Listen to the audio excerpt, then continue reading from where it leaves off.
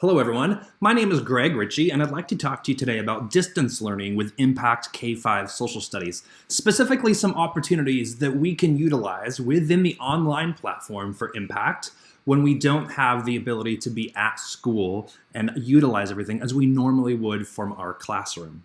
So what I'm going to simply do is basically just give you an overview of the online platform, show you a couple quick tips over the next few minutes that might be of use and might be helpful for you as you teach and as your students continue to learn about K-5 social studies. All right, a couple things just to take notes of, and if you'd like to take a screenshot of this, I might suggest that. One is this: you should already have, probably, I would imagine you already do have your own logins, but in case you don't and you'd like to access a demo account that we have literally distributed across the nation, so realize a lot of teachers would have access to this, or a lot of potential teachers, potential customers would have access to this. This is a unique username and a login where they can go in and explore some of the content. This one might be more pertinent to you and you could potentially share with your students. We've heard from a lot of teachers that their students don't yet have their own unique usernames and passwords. That's fine. Maybe it's not a step that you've gotten to yet. If you'd still like your students to be able to access their student books or look at the ebook for any of the student resources, they could do that by looking at the demo student account. This is the username and this is the password in order to access that. And of course, that's the URL, the website that you would go to as well. I'm going to go in and just take a quick look at that to give you a quick little overview of that as we go here. So let me actually go to that right now. But before I go to the student one, actually, I wanted to show you the teacher account. So this is my own personal account. Much like you have your own teacher accounts, this is probably a similar view for you. So again, I'm just going to do a quick reminder, a quick overview of some content that you've got access to and quick ways that you can access it yourself as a teacher, and then assign it and put it in your students' accounts as well. All right. Now, if you're a teacher, you probably just have one of these books. I represent all the grades, so I'm just going to pick a grade. I'll go to grade 3, for instance, and I go in. This is my dashboard. We call this the dashboard, right? And then from here, I've got a really quick ability to launch what we call an ebook. All right, so if I wanted to launch my inquiry journal, for instance, I simply click on the button that I just clicked on. And this just gives me a chance to look at the ebook. There's nothing very interactive about this, but it's simply a representation, exact representation of what I would see in print. All right, a couple quick things here about functionality. You're looking at a particular page right here. If I want to turn the page, guess what? I hit the next arrow, and now I'm on the next page. All right, if I want to jump to a completely different section in this particular ebook, I click over here on the table of contents, open it up. Here's my table of contents. Let's go to chapter 4, lesson 1, and now I've jumped right there. All right. Now, if I'm looking at this, I might want to zoom in a little bit. And so to zoom it in, you first click this button right here, which is switching to album mode, or what I call just one page mode. Now we're just going to look at a single page. And now that gives me the ability to zoom in as much as I want, and I can scroll down to look at that. All right. So just a quick little tip right there. Also, when you're looking, I'm going to go back out actually and look at the 2-page view. Also, you'll see this item right there, or that icon right there, where there's a voice that will then read that entire page to you. If instead you want to read at any point, or if you want to share this with your students as well, if they want just a portion of the page selected and read to them, they can certainly zoom in as I did earlier. They can highlight some text as I'm doing right here. And then when that is released, there's an audio button right here, and it will read that selected text. You can see there's some other little bits of functionality there as well. But I just thought that might be a nice tip. I'm going to close out of this window. Now watch what happens. I'm going to close this player right here. You can see my icon, mouse right there, and now I'm back at the dashboard. Because all I did there was I opened up one of these ebooks, it created a pop-up or an overlay window on top of that, and then I closed that, and now I'm back at my dashboard. I know that another way a lot of you access the content are through what we call landing pages. The landing pages are first accessed right here, or most easily accessed right from our dashboard. You can see this little arrow right here. Watch what happens when I click it. It drops down, and now I get a list of all the chapters. You can see that next to each one of those chapters, there's also a drop down, right? A little arrow. So now I drop that down, and now I see the various lessons in that. So I can go to a landing page for this lesson, or if I wanted to go to a landing page for a chapter, I click on that chapter right there. All right, so let's just look at this right here, that particular lesson right there. It's taking me to a landing page. Now I'm going to pause here because some of you might be going, what is a landing page? That's a new phrase and it could mean anything. So what do I mean by that? What I mean is as you're familiar with impact social studies, you know that one thing that's so cool about it is there's 3 different resources of content.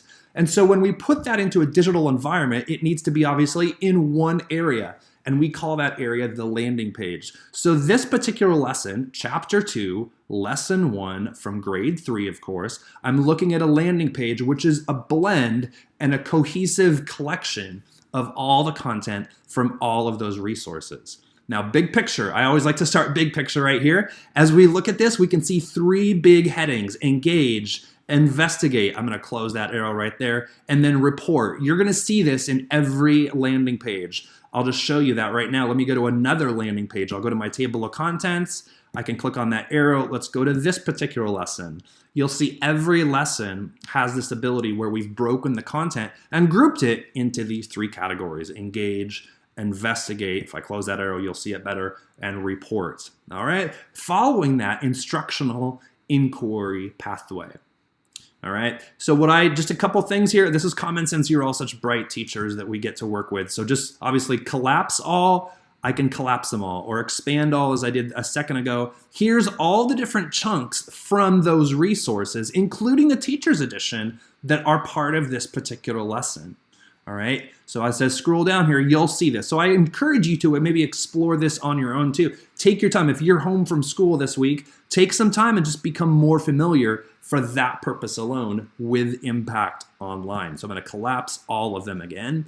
All right, and then I'm just going to point out something which you've probably already seen. Let me go back here to collapse all there. They're all collapsed. Now within each one of those big headings, we've got 3 subheadings, right? So it really is pretty easy. That ebook one, if I just start there, that always, again, is just a quick jump or a quick link to that ebook that matches Engage. And if you're familiar with Impact, you know that the Inquiry Journal is our primary resource where students will engage. So that's just another way to launch the same ebook that I launched before. If I do it here from the Investigate, there's the Research Companion, and there's the Explore magazine. All right, now what we've got in the other 2 categories are teacher e-presentation. Here's content for you that you might use in a presentation. If you're teaching or working from home, you might not use this content right now as you're teaching or directing your students from home, because this is more used in, as it says, an e-presentation. But feel free to click through those and look at those. I'm going to leave that open. I'm going to leave the ebook open so we can open all 3 subheadings here. And then I go to interactive impact.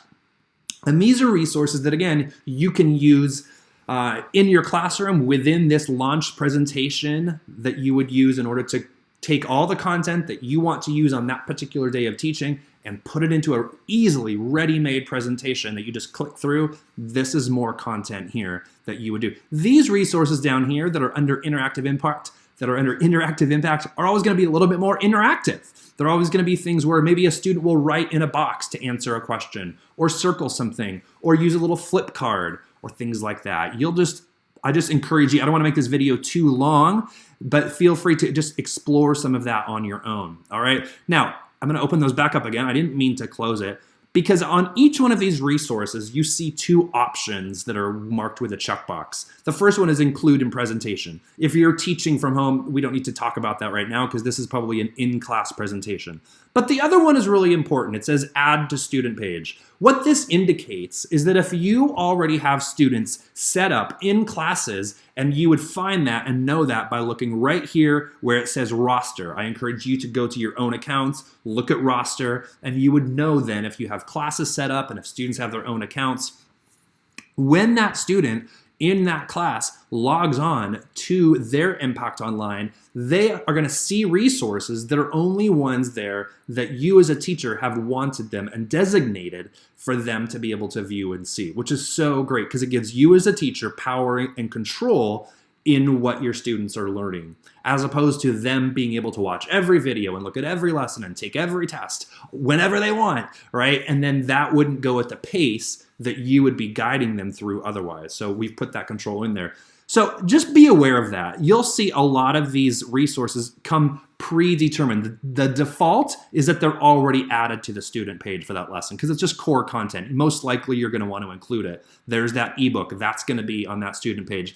These e-presentation slides, those are more for you as a teacher, so we have not included them on the student page by default. If for some reason you want to, you can certainly check that box and make that happen. All right, so I hope that has been helpful as you think about more how to use Impact Online and specifically maybe using it remotely. There's an icon up here, there's a button that says preview the student page. This will give you just a quick glimpse of then what content the student has access to. It's like a summary of all the boxes that you've checked or dechecked or selected or deselected for the student to be able to see on their side. These are the ones that they're going to see. So it's a nice little way of looking at the summary. If I click these resources, nothing's going to happen and nothing is supposed to happen. Don't think anything is supposed to because we're not logged into a student account right now. All right, so I hope that has been helpful. I'm going to close that student preview. And what I'd like to do next is one thing. Actually, before I go to the student side, I was just going to show you a student page. I just want to give you one more little tip. Let me go back to the dashboard. I click that icon right there, that word that says dashboard, and guess what? Here I'm back on the dashboard. Just one more little tip for you. Be sure to remember that you can search for resources. If you're wanting to do just a little bit of teaching, you know you can't teach an entire lesson or do all the instruction that you want to from home these days, but you just want to show a video and you want to highlight a particular video that is in here, remember that you can always just search for resources. So if I search video, I type return, here's all these videos that you may or may not be aware of that are within this particular grade of impact. All sorts of different videos. Here's a chapter video. Here's a lesson video. Here's a 360 video. So check out things like that. Think about, hey, is this something that I want to direct my students to? Also, for you as a teacher, we've got professional development videos as well. Maybe this is something that your administration is asking you to work on as well. Here is some opportunities for you too. So click on those. You can learn more about what it means to analyze sources or a little bit about social emotional learning by an expert in the field there, or engagement, or inquiry, or dual language support, all sorts of things. All right, so let me do this. I'm gonna log out right there. I'm gonna quickly log onto that student account as well, just to give you a quick glimpse of what the student would see. And so for this one, I'm gonna put in Impact Student, I think was the username, and I think the password was MHE2020 social. Let's see if I'm right. Looks like I am, and I typed it right the first time. All right, so here's what your student would see. And remember, feel free to give this to your students if they yet don't have their own student accounts. If they don't, by the way, be sure to maybe have a priority to do that in the first few weeks after you're back in class, if that's something that's practical for you. All right, so let's go into grade 2 this time, all right? You'll notice we have a complete parallel course that's completely in Spanish. Feel free to check out that. That's called Impacto. But for now, let's just check out this Exploring Who We Are course. Here we are. This is the way it looks for a student. I always look, sometimes it'll launch to a different page. I like to always just go to home. So maybe that'll be the first tip that you give your students. And guess what they can do? They can open up the ebook of any of those 3 student resources. Maybe that's all you want them to do. Log on. Hey kids, I want you to log on, open up your Explore magazine. That's that one with the high graphics. It's really visual, very engaging. And I want you to read a particular chapter or a particular lesson. There's this great one about Pioneer Days or whatever it might be, and have your students read this. All right, that right there can provide so much easy access for them, really foolproof as well, using those tips that we shared earlier. If you want them to go to a landing page and look at the content that I explained and gave an overview of earlier, same functionality here. I can go to this, go to a chapter, I can go to a lesson, and it takes me to that landing page, which now, if you notice, now we're on this lessons big tab up here, which is what it had first taken me to. All right, and then there's the content. Again, a lot simpler because guess what's not there? The e-presentation, that was for you as a teacher, but here we are for you as a student. And then they can look at all these different chunks, these different pieces that came from the 3 different print resources, and we've put it all into this blended together landing page for maximum success, hopefully, for your students. All right, so I encourage you to really go online, begin exploring that, take a little bit of time, and I wish you certainly the very, very best. Finally, one last thing I want to leave you with is what you'll see right here on every student page, on every teacher page, is a reminder of Impact News. This is a current events website that we curate content and upload new content on the first day of every month. You can click and launch to it from right there. I always have encouraged people that I'm working with to just bookmark it in their main browser as well, like I've done right here. Here's the teacher side. This is the teacher side, and you'll see that there's 3 different grade level bands of content. All right, K1, 2, 3, and 4, and 5. What we do is we add new content every month, and it's in 2 different categories. It's in the category of in the know and also in the news. All right, so let's go to just, for instance, grade 4 and 5. I'm going to click on that.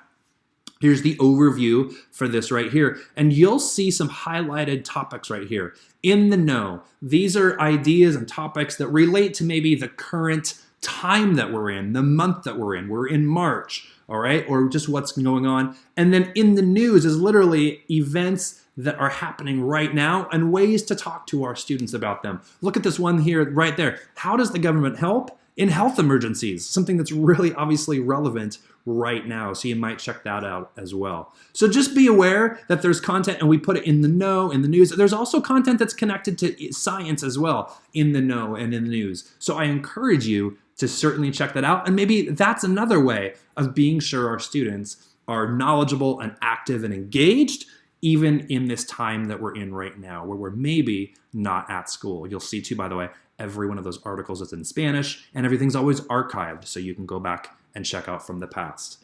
Folks, I want to thank you so much, and I want you to, I just want to show you this one more time, but I want to wish you the very best. We're here to support you, and I hope this has been a helpful topic for you. Thank you so much, and all the best to you and to your students.